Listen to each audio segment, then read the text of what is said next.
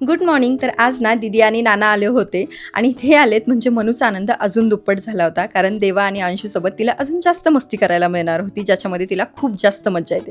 त्याच्या आदल्या रात्री ना आई पप्पा आलेले. आईने नेहमीप्रमाणे काही ना काही सोबत घेऊन आलीच होती, ते म्हणजे चिवडा, मस्त बेसनाचे लाडू आणि सोबतच नेहमी लागणारं तिखट आणि पापड. माझ्यासोबत ज्ञानूसाठी सुद्धा ती वेगळं घेऊन आली होती. आता मनूचे हे छोटे मोठे नखरे मस्ती बघून तिला इतकं भारी वाटत होतं, म्हणून ती ही थोडंसं एक्स्ट्राच काहीतरी करत होती. बेसनाचे लाडूसुद्धा खरंच खूप जास्त टेस्टी झाले होते. आता तुम्ही शेवाचे लाडूची रेसिपी ना बऱ्याच जणांनी मागितली आहे, ती सुद्धा जमलं तर मी लवकरच शेअर करेल. त्यानंतर पिकूला घेऊन खाली गेलो होतो, तर या दोघांनी आम्हाला इतकं जास्त परेशान केलं की बस. आता हा मून वॉक ना माझ्यासाठी काही वेगळा नाही आहे, पण त्या आईला काहीतरी वेगळंच वाटत होतं, त्यामुळे तीही मज्जेनं करून देत होती.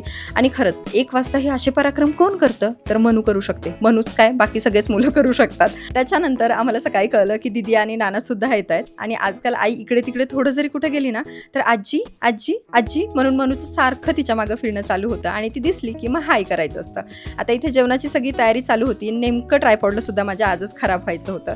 चहा पाणी वगैरे केलं, जेवणाची तयारी केली आणि सगळ्यांनी मिळून मस्त जेवण केलं. थोड्याफार गप्पा झाल्या आणि त्याच्यानंतर दीदी आणि नानांनी लगेच निघण्याची तयारी केली, कारण त्यांना तनूकडे सुद्धा जायचं होतं. मग त्यांना बाय बाय केलं, थोडा वेळ मस्त आराम केला आणि इव्हिनिंगच्या वेळेला मला चिक्कूचा ज्यूस बनवायचा होता, कारण चिक्कू घरामध्ये भरपूर झाले होते, कारण दीदी येताना ते घेऊन आल्या होत्या. म्हणून मस्त चिक्कूचा ज्यूस सगळ्यांसाठी बनवला आणि असा होता आजचा दिवस. भेटू नेक्स्ट व्हिडिओमध्ये. बाय.